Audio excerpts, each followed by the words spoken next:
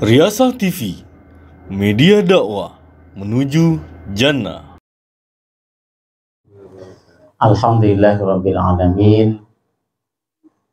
Hamdan katsiran tayyiban mubarakan fi kama yuhibbu rabbuna wa yarda. Asyhadu an la ilaha illallah wahdahu la syarikalah wa asyhadu anna Muhammadan abduhu wa rasuluhu la nabiyya ba'dah. Allahumma shalli wa sallim ala nabiyyina Muhammadin sallallahu alaihi wasallam wa ala alihi wa ashabihi wa man sara ala nahjihi ila yaumiddin, amma ba'd. Qala Allah ta'ala fil Qur'anil Karim, a'udzu billahi minasy syaithanir rajim. Bismillahirrahmanirrahim. Ya ayyuhalladzina amanu taqullaha haqqa tuqatih wa la tamutunna illa wa antum muslimun. Ya ayyuhalladzina amanu taqullaha wa qulu qawlan sadida yuslih lakum a'malakum wa yaghfir lakum dzunubakum wa may yuti'illaha wa rasulahu faqad faza fawzan 'azima. Para ikhwan semuanya, langsung saja kita buka surah Ar-Rum, surah ke-30. Surah Ar-Rum, surah ke-30. Ar-Rum, surah ke-30 ayat 28 sampai nanti selesai 32. Panjang, namun kita coba dipercepat. Alhamdulillah dikasih waktu 30 menit. Lebih alhamdulillah lagi kalau 15 menit. Lebih baik lagi, jangan salam tetap. Itu lebih baik lagi. Makan, jangan lupa makan. Kalau ada.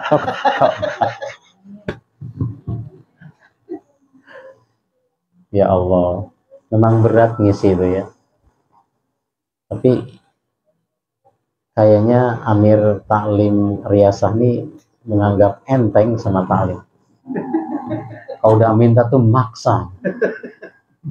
Nggak tahu yang dipaksanya itu berat benar. Karena waktunya saya baca sendiri ya. A'udzu billahi minasy syaithanir rajim. Bismillahirrahmanirrahim. Daraba lakum mathalan min anfusikum hal lakum mimma malakat aymanukum min syuraka'a fima razaqnakum fa antum fihi sawa takhafunahum ka khifatikum anfusakum kadzalika nufassilul ayati liqaumin ya'qilun bal ittaba'al ladzina zalamu ahwa'ahum bighairi 'ilm faman yahdi man adalla Allah wa ma lahum min nasirin. Bismillahirrahmanirrahim. Kita artikan per kata ya. Doroba. Apa artinya kira-kira? Memukul. Doroba itu kalau berdiri sendiri artinya memukul. Ibu-ibu kedengeran? Halo? Kedengeran ibu-ibu nih. Doroba arti kalau berdiri sendiri benar memukul. Tapi kalau nanti digabungkan dengan kata masala, maka bisa berarti membuat. Doroba masala, membuat perumpamaan. Nah, gitu ya.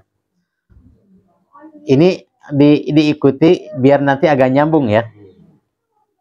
Doroba lakum masala. Doroba membuat. Lakum bagi kalian.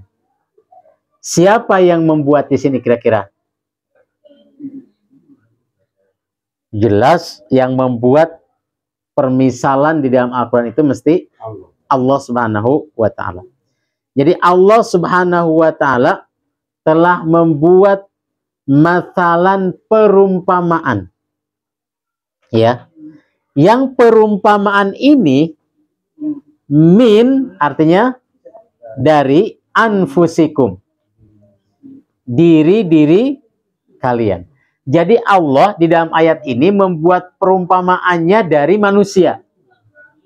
Bukan, kan Allah membuat perumpamaan itu dari hewan, ya kan? Kadang dari nyamuk, kadang dari pohon. Allah membuat perumpamaan pohon, ya. Membuat perumpamaan bangunan, membuat perumpamaan al-ankabut, apa itu ankabut itu? Laba-laba dan lain sebagainya. Nah, di dalam ayat ini Allah membuat perumpamaan itu manusia. Bagaimana nih perumpamaan Allah Subhanahu wa Ta'ala dalam ayat ini? Hal, apa artinya? Apakah lakum, bagimu, bagi Anda, lakum, Anda memiliki, gitu ceritanya ya. Bagi kalian, min, dari, ma, apa, malakat aimanukum, dari hamba-hamba sahaya atau budak-budak, ya. Ini Allah membuat perumpamaannya sekali lagi dalam ayat ini dari manusia itu sendiri, di mana Allah mempertanyakan apakah kalian memiliki, jika kalian memiliki malakat aimanukum, budak, ya, budak nih. Budak itu apa sih? Bukan. Manusia yang dijual belikan. Beda pembantu. Kalau pembantu nggak bisa dimiliki. Kalau budak dimiliki. Jadi apapun yang empuknya inginkan, mesti harus dilakukan dan terserah empunya. Mau dikasih makan, mau enggak, mau disuruh begini, disuruh begitu, bahkan mungkin sampai dibunuh pun terserah si pemiliknya. Itu perumpamaannya. Itu namanya budak. Budak belian namanya. Itu Mir. Nah, namun budak belian ini yang tadinya terserah empuknya, mau nyuruh apa, mau bagaimana keinginan empunya terhadap si budak tadi, budak mesti harus nurut. Benar nggak kira-kira? Benar ya? Nah, namun budak ini tiba-tiba min, apa artinya min? Dari syuraka'a. Apa syuraka? Syarik, syirik, syirik, syirikat. Menjadi apa? Menjadi sekutu, menjadi tandingan dia. Yang tadinya budak, tiba-tiba posisinya jadi sama. Yang tadinya budak nih, budak nih di bawah, ini tuannya nih di atas. Terserah tuannya nih yang mau tiba-tiba, kata Allah, ini si budak tiba-tiba posisinya jadi sama seperti tuannya. Kira-kira perasaan tuannya apa? Waduh, nggak seneng ya. Yang tadinya ketika disuruh harus mau, ya kan? Tiba-tiba ogah. Tolong nih, ogah. Posisi kita sekarang sama dong, gitu ya. Kira-kira gimana tuh perasaan si empunya itu? Masya Allah ya. Gundah gulana. Sehingga kata Allah, min syuraka'a, syariknya itu dalam masalah apa? Fi ma razaqnakum, dari apa yang telah kami rizkikan terhadap kalian, wahai empuk-empuk, wahai tuan-tuan. Fa'antum, sedangkan kalian fihi, dalam masalah rezekinya itu sawaun, sama. Sama, yang tadinya budak gak punya, sekarang budak ini posisinya sama, rezekinya sama, kedudukannya sama. Bahkan kalau dari sisi posisi jabatan mungkin sama juga. Aduh, gimana tuh? Jadi saingan. Jadi saingan tuh enak gak sih? Duh, ibu-ibu, apalagi Kalau punya saingan, aduh, gimana itu? Masya Allah ya. Jadi, si empuk nih punya saingan baru sekarang. Yang saingannya nggak lain kecuali bekas budaknya. Masya Allah, itu gimana itu? Nah, sehingga kata Allah, takhafunahum.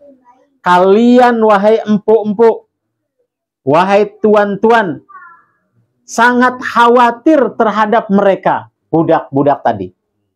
Ya tadi khawatir, takut disaingi, ya kan? Takut kehormatannya turun karena kehormatannya terbagi sekarang. Yang tadinya orang menghormat hanya kepada dirinya, sekarang orang menghormat dibagi ke si tuan, ke si budak. Masya Allah. Kakhifatikum anfusakum, seperti kalian khawatir terhadap diri kalian sendiri. Ya seperti tadi. Aduh, gimana nih? Tadinya saya ini harus mendapatkan penghormatan, ya, secara 100%, sekarang sudah terbagi nih penghormatannya. Yang seharusnya saya ini harus ketika menyuruh dilakukan, malah sekarang nggak mau melakukan. Seperti itu kurang lebih. Apa? Balas nyuruh. Malah balas nyuruh, boleh jadi seperti itu. Ya tadi, terbagi. Maka kata Allah, kadzalika, yang demikian itulah, nufassilul ayati, kami menjelaskan ayat-ayat, liqaumin, bagi kaum yaqiluna, yang berakal. Yuk kita sebagai kaum yang berakal nih, kita berpikir sekarang. Allah membuat perumpamaan seorang manusia yang memiliki budak, yang nantinya budak ini menjadi saingannya. Sekarang Anda berpikir, bagaimana kalau Allah yang semestinya satu-satunya kalian sembah, kalian malah membuat seteru. Yang seharusnya hanya Allah yang disembah, kalian malah menyembah kepada selain Allah. Kira-kira perasaannya gimana itu? Marah nggak kira-kira Allah? Marah, gitu kata Allah. Kalau Anda, wahai tuan-tuan, bisa marah dengan posisi budak menjadi seteru, sejajar, apalagi saya, gitu. Marah aku, kata Allah. Dalam sebuah kisah disebutkan gini, bapak-bapak, ibu-ibu yang hormati Allah Subhanahu wa taala. Dulu di zaman para sahabat, ya, dengan berbagai keutamaannya, ada salah seorang sahabat yang disebut Fulan, ya, memiliki sifat cemburu. Sahabat ini memiliki sifat cemburu di atas rata-rata sahabat yang lain. Sehingga karena sifat pencemburunya yang luar biasa, membuat sahabat yang lainnya nggak nyaman. Karena dikit-dikit cemburu, dikit-dikit cemburu. Apalagi istrinya gitu ya, dikit-dikit cemburu, dikit-dikit cemburu. Gitu. Akhirnya sifat ini dilaporkan oleh salah seorang sahabat kepada Rasulullah SAW. Ya Rasulullah, ini kok si Fulan bin Fulan memiliki sifat pencemburunya luar biasa, berlebih, dikit-dikit cemburu, dikit-dikit cemburu. Kata Rasulullah SAW malah dijawab seperti ini. Hei sahabatku, memang kita tahu Fulan ini memiliki sifat pencemburu luar biasa. Namun, kata Rasulullah, saya lebih pencemburu daripada dia. Dan ketahuilah bahwa Allah lebih pencemburu daripada saya. Makanya Allah Subhanahu wa taala, karena saking sangat cemburunya, hambanya ini bisa menduakan Allah Subhanahu wa taala dalam sesembahannya. Allah Subhanahu wa taala menyatakan, innallaha la yaghfiru ayyushraka bihi wa yaghfiru ma duna dzalika liman yasha. Sehingga karena saking cemburunya Allah, Allah menyatakan, saya tidak akan mengampuni dosa yang membuat saya cemburu. Yang membuat saya cemburu, yang mensyirikkan, yang berbuat syirik, dia musyrik kepadaku, maka dia tidak akan diampuni dosanya. Tapi kata Allah, dosa-dosa yang lain bisa diampuni. Itulah karena sifat cemburunya Allah Subhanahu wa taala. Sehingga bagi orang yang membuat Allah Subhanahu wa taala cemburu tidak akan diampuni dosanya. Maka inilah perumpamaan dari tubuh-tubuh umat manusia sendiri, di mana seorang tuan memiliki budak, budaknya nanti diposisikan posisi yang sama, perasaannya tidak jauh beda, ya. Dan justru Allah Subhanahu wa taala menyatakan berlebih, di mana Allah tidak akan mengampuni dosa orang yang membuat Allah cemburu. Para ikhwan dan akhwat azani Allah wa iyyakum. Di ayat yang selanjutnya Allah menyebutkan bal, akan tetapi, ittaba'a, mengikuti, allazina zalamu, orang-orang yang mereka zalim itu. Ya, mengikuti apa mereka?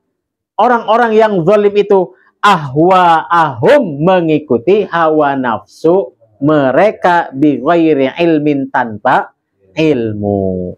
Faman, maka siapa yahdi, yang bisa memberikan petunjuk, man, kepada orang, adallallah, yang telah disesatkan oleh Allah. Siapa kira-kira? Siapa di antara manusia yang bisa memberikan petunjuk kepada orang yang telah Allah sesatkan? Siapa? Gak ada, melainkan Allah Subhanahu wa taala sendiri. Maka dengan ini jamaah azani Allah wa iyyakum, kalau kita ingin tetap diberikan petunjuk oleh Allah Subhanahu wa taala, hindari, jauhi dari perbuatan mensyirikkan Allah Subhanahu wa taala. Karena memang orang yang telah disesatkan itu sangat berat akhirnya. Wa ma lahum min nasirin, mereka tidak akan mendapatkan pertolongan sama sekali. Tidak akan mendapatkan pertolongan dikala memang pada saat itu mereka memerlukan pertolongan. Dan yang hanya mampu memberikan pertolongan hanya Allah Subhanahu wa ta'ala. Oleh karenanya, ya, di muka bumi ini kita berupaya untuk menjauhi dari perbuatan-perbuatan syirik. 2 ayat sudah berlalu, lalu dilanjutkan oleh Allah Subhanahu wa taala. Namun sebelumnya saya ingin bertanya, faham nggak 2 ayat ini? Ibu-ibu faham? Insya Allah. Jawabannya sangat tegas sekali, ya. Nah, ayat yang selanjutnya, fa'akim, oleh karena itu, hadapkanlah wajhaka, wajahmu, lidini, lidini, li, untuk, sebetulnya, ya, artinya kepada agama hanifa, yang lurus. Apa yang dimaksud dengan ad-din al-hanif itu? Islam. Kita tetap untuk istiqomah di dalam Islam, karena hanya Islamlah yang bisa mengarahkan umat manusia untuk menghindari perbuatan syirik. Yahudi tidak mengarahkan manusia untuk menghindari kesyirikan. Yahudi syirik nggak? Bisa disebutkan Uzairu ibnullah, iya kan? Nasrani syirik nggak? Di dalamnya mengandung unsur kesyirikan. Mana ada Tuhan beranak, Tuhan ada satu apa ada 3? Nah, ya, maka kata Allah Subhanahu wa taala, ya, sungguh telah kafir orang yang menyebutkan innallaha tsalitsu tsalatsa. Kafir orang yang menyebutkan Tuhan itu ada 3. Ya, dengan inilah yang akan mengarahkan umat manusia untuk menuju kepada Hanif, untuk meninggalkan dari perbuatan syirik, adalah dinul Islam. Sehingga kata Allah, fitratallahi, fitrah Allah itu, allati, yang fatara, dia Allah telah memfitrahkan annasa, manusia, alaiha, berada di atas fitrahnya. Jadi umat manusia seluruhnya awalnya adalah fitrah. Ketika kata Rasulullah umur 4 bulan di dalam rahim ibu, ditiupkan ruh, pada saat itu manusia bersaksi, alastu birabbikum, bukankah aku ini Rabb Anda? Mereka semua bayi menyebutkan qalu bala syahidna. Maka kata Rasulullah SAW, kullu mauludin alal fitrah yuladu alal fitrah, setiap bayi itu terlahir dalam kondisi fitrah. Namun prosesnya tergantung orang tuanya. Apakah orang manusia itu Yahudi, Nasrani, Majusi, yuhawidanihi, au yunassiranihi, au yumajjisanihi. Nah, kata Allah Subhanahu wa taala, la tabdila li khalqillah, tidak ada yang mampu merubah terhadap ciptaan Allah ini. Dzalika dinul qayyim, itulah agama yang lurus. Walakinna aktsaron nasi la ya'lamun, akan tetapi kebanyakan umat manusia tidak mengenalnya, mengetahuinya. Sekarang saya mau nanya, di muka bumi ini jumlah umat manusia ada berapa miliar? Konon katanya sensus terakhir 7 miliar katanya. Wallahu alam bisawab. Para ikhwan, apakah dari 7 miliar itu kebanyakannya orang yang beribadah kepada Allah atau orang yang tidak beribadah kepada Allah? Kebanyakannya. Banyaknya yang tidak beribadah kepada Allah. Yakin nggak? Kalau saya yakin. Kenapa ini ayatnya? Walakinna aktsaron nasi la ya'lamun. Kebanyakan umat manusia itu tidak tahu kalau din yang benar itu dinul Islam. Ngaku juga Islam, namun dalam amaliyahnya jauh dari menyembah Allah. Bahkan banyak yang berbuat syirik kepada Allah Subhanahu wa ta'ala. Nah, saya ingin menyampaikan ayat yang selanjutnya. Bagaimana agar kita ini senantiasa diistiqomahkan oleh Allah berada di dalam fitrahnya. Fitrah berarti 3 ya. Fitrah dalam arti kembali berbuka, fitrah dalam berarti suci, hapus dosa-dosa dan kesalahannya. Yang ketiga, fitrah dalam arti dinul Islam. Ya kan? Yang dibuat dosanya seperti apa? Namun pastinya kita senantiasa berbuat dosa. Namun sebagaimana yang sudah saya sebutkan dan saya sampaikan di Riyadhus Shalihin di awal-awal, bahwa justru Allah itu sangat suka terhadap orang yang berbuat dosa, lalu dia taubat. Munibina ilaih. Orang yang senantiasa kembali kepada Allah, senantiasa cepat kembali kepada Allah, Allah akan menulis. Inilah orang yang bisa jadi tetap diistiqomahkan dalam fitrahnya.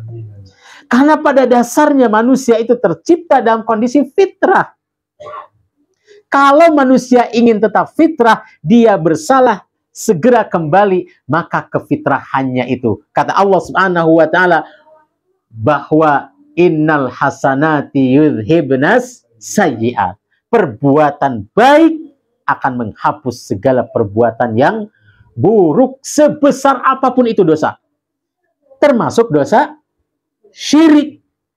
Dosa syirik, dia berbuat syirik sebelumnya, yakin kepada selain Allah, menyembah kepada selain Allah. Dia segera bertaubat setelah tahu, kemudian tidak mengulangnya, taubatnya diterima apa enggak?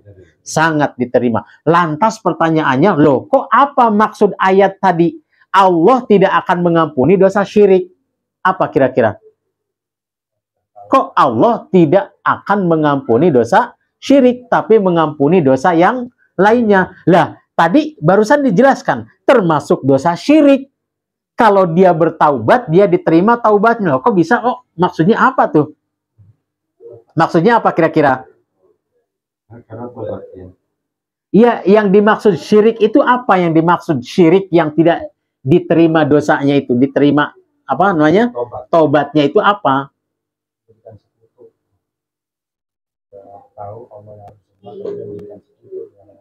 Nah, di dalam ayat yang lain Allah Subhanahu wa taala mengatakan di dalam surah Al-Baqarah ayat yang ke 158. Nih saya sampaikan ya. A'udzubillahi minasyaitonirrajim. Bismillahirrahmanirrahim. Ya, innalladzina kafaru wa matu wa hum kuffar. Orang-orang kafir, wa matu, kemudian mereka mati, wa hum kuffar, dalam keadaan kafir. Itu maksudnya. Orang yang berbuat syiriknya sampai matu, apa? Mati, maka dia dosanya tidak akan diampuni. Loh, dosa-dosa yang lain bagaimana kok bisa diampuni? Ingat, dosa-dosa yang lain itu dosa kecil, banyak ampunan-ampunan yang Allah Subhanahu wa Ta'ala nanti berikan kepada orang-orang yang bisa memberikan penolong. Seperti apa? Yang bisa memberikan syafaat? Syuhada, salihin, siddiqin, membaca Quran, saum, dan nanti ada namanya syafaatul uzma, syafaat yang sangat besar, yang ini diberikan secara kolektif. Kalau tadi secara individu-individu, ya, syuhada, ya Allah, saya punya saudara saya bersaksi, saudara saya ini baik. Tolong selamatkan dia dari api neraka. Selamat dia. Disebabkan karena orang yang mati syahid. Solihin, siddiqin, saum, baca Quran kita. Al-Quran ini akan menjadi syafaat nanti. Ya Allah, ini orang dulu sering membaca Al-Quran, sering baca saya nih ya Allah, selamatkan dia. Bisa itu secara individu. Nanti ada memberikan syafaat secara kolektif bagi seluruh umat manusia. Sudah otomatis Rasulullah SAW menyebutkan kecuali mereka yang berbuat syirik, kata Rasulullah SAW. Siapa yang mampu memberikan syafaat secara kolektif? Hanya satu orang di muka bumi ini, di antara manusia, yaitu Rasulullah SAW yang disebut dengan syafaatul uzma. Ya, maka para ikhwan azani Allah wa iyyakum, itulah yang pertama, munib, kita senantiasa kembali kepada Allah. Yang kedua, wattaqu, bertakwa kepada Allah. Yang ketiga, wa aqimus shalah, menegakkan salat. Ini salah satu media wasilah kita bisa diistiqomahkan dalam fitrah. Para ikhwan, sholat berjamaah di masjid, letih apa enggak? Capek apa enggak? Jujurlah, capek enggak? Capek. Sholat berjamaah capek. Enggak sholat berjamaah pun saya tanya, capek enggak kira-kira? Capek. Baca Quran letih enggak? Capek. Letih. Enggak baca Quran juga? Capek. Letih. Bener, beramal soleh letih nggak? Capek. Nggak amal soleh juga capek. Kata Allah Subhanahu wa Ta'ala, wahadainahun najdain, sungguh kami telah membuat jalan bagi kalian, dua jalan, jalan yang benar, jalan yang salah. Sekarang kalau sholat itu letih, sholat itu capek, nggak sholat pun juga capek, milih yang mana? Milih sholat. Milih sholat. Baca Quran capek, capek. Nggak baca Quran juga capek. Saya yakin capek. Milih mana? Kalau sholat baca Quran surga akhirnya, nggak sholat nggak baca Quran neraka. Milih yang mana? Nah, maka mulai dari saat ini yakinkan jamaah azan ya Allah wa yakum, mendingan sholat berjamaah di masjid, mendingan baca Quran, mendingan amal soleh daripada tidak. Karena apa? Sama-sama letih, sama-sama capek. Namun kalau ini semua dilakukan yang baik-baik ini, ujungnya adalah surga. Dan yang terakhir, wala takunu minal musyrikin, kalian jangan seperti orang musyrik. Bagaimana orang musyrik itu sifat karakter mereka? Selalu berpecah belah. Minal ladzina farraqu dinahum wa kanu syi'a kullu hizbin bima ladaihim farihun. Jadi ada 4 agar kita diistiqomahkan dalam fitrah. Yang pertama, kembali kepada Allah. Yang kedua, bertakwa. Yang ketiga, menegakkan salat. Yang ketiga, bersatu, berjamaah. Itu maksudnya, ya, berjamaah. Mudah-mudahan ada manfaatnya apa yang saya sampaikan. Apabila ada benarnya pasti dari Allah, apabila ada salahnya pasti dari kekeliruan saya pribadi. Hadzanallahu wa iyyakum ajmain. Billahi fisabil haq. Assalamualaikum warahmatullahi wabarakatuh. Waalaikumsalam.